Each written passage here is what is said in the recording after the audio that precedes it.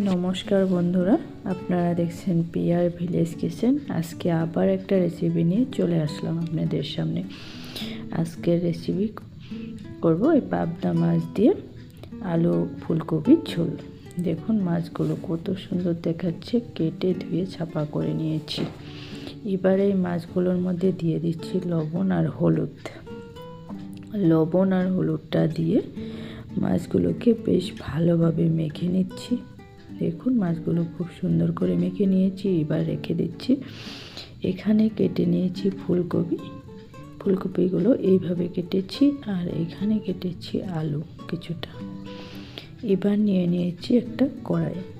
সকল বন্ধুদেরকে ভিডিওটা স্কিপ না করে পুরো ভিডিও দেখার অনুরোধ জানাচ্ছি। কড়াইয়ের মধ্যে দিয়ে দিচ্ছি জল, আর এর মধ্যে লবণ আর হলুদ দিয়ে আমি ফুলকপি আর আলুটাকে সিদ্ধ করে নেব। লবণটা দেওয়ার জন্য ফুলকপি কোনো সময় পোকা থাকে সেটা থাকবে না, মরে যাবে।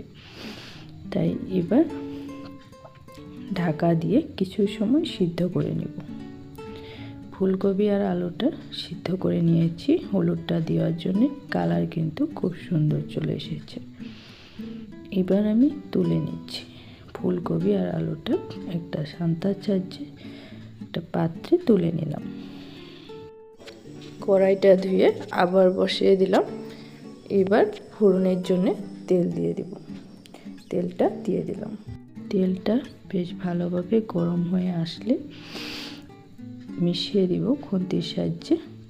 এবার এক এক করে মাছগুলো দিয়ে ভালোভাবে ভেজে নিব। মাছ আমি দিয়ে দিলাম।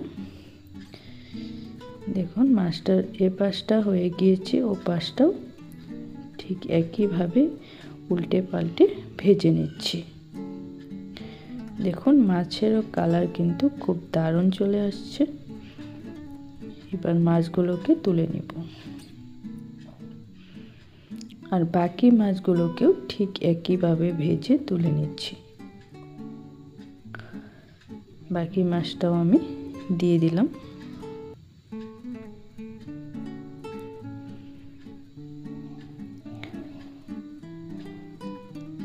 এই মাছটাও আমি একইভাবে তুলে নিলাম।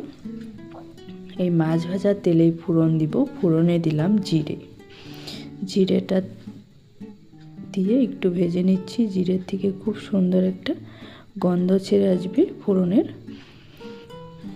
এবার এর মধ্যে দিয়ে দিব একটা টমেটো 4 টুকরো করে কেটে নিয়েছি। এই তেলের মধ্যে দিয়ে দিলাম।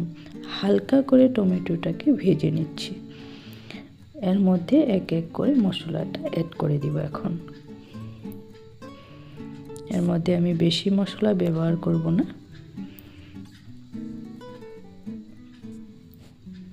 আদা রসুন বাটা, জিরে আর শুকনো লঙ্কা বাটা, পরিমাণ মতো লবণ আর হলুদ। এবার আমি মশলাটাকে কিছু সময় ভেজে নিচ্ছি তেলের মধ্যে। মশলার কাঁচা গন্ধটা চলে গেলেই এর মধ্যে অ্যাড করে দিব সিদ্ধ করে রাখা ফুলকপি আর আলুগুলো।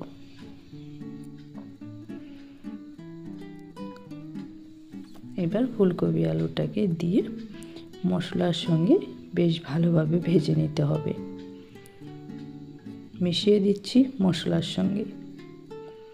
আজকে যারা আমার ভিডিও নতুন দেখছেন, নতুন বন্ধুদেরকে বলছি, ভিডিওটা দেখে যদি ভালো লাগে অবশ্যই লাইক কমেন্ট করবেন, সাথে চ্যানেলটাকেও সাবস্ক্রাইব করে নেওয়ার অনুরোধ রইল। দেখুন কপিগুলো ভালোভাবে ভেজে নিয়েছি। এবার অ্যাড করে দিলাম পরিমাণ মতো জল। জলটা দিয়ে ঝোলটাকে বেশ কিছু সময় ফুটতে দিতে হবে।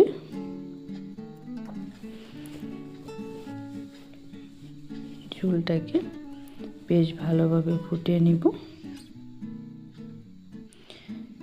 আলুগুলো কিন্তু বেশ ভালোভাবে সিদ্ধ হয়ে গেছে। আলু আর ফুলকপি দুটোটাই খুব সুন্দরভাবে সিদ্ধ হয়েছে। এবার আমি এর মধ্যে এক এক করে মাছগুলোকে অ্যাড করে দিব। মাছগুলো আমি দিয়ে দিলাম। মাছগুলো দিয়ে কিছু সময় ঢাকা দিয়ে দিব।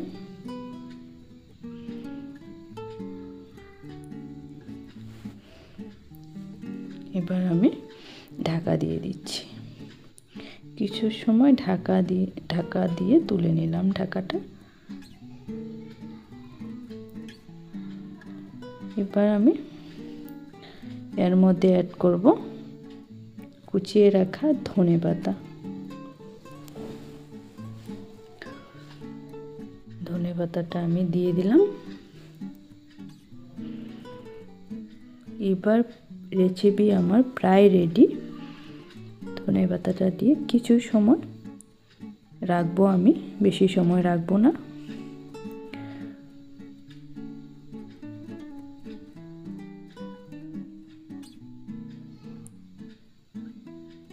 আমার সব সময় সঙ্গে থাকা সকল বন্ধুদেরকে অনেক অনেক ধন্যবাদ জানাই। আজকের ভিডিও আমি এখানেই শেষ করছি। আবার দেখা হবে অন্য কোনো ভিডিওর সঙ্গে।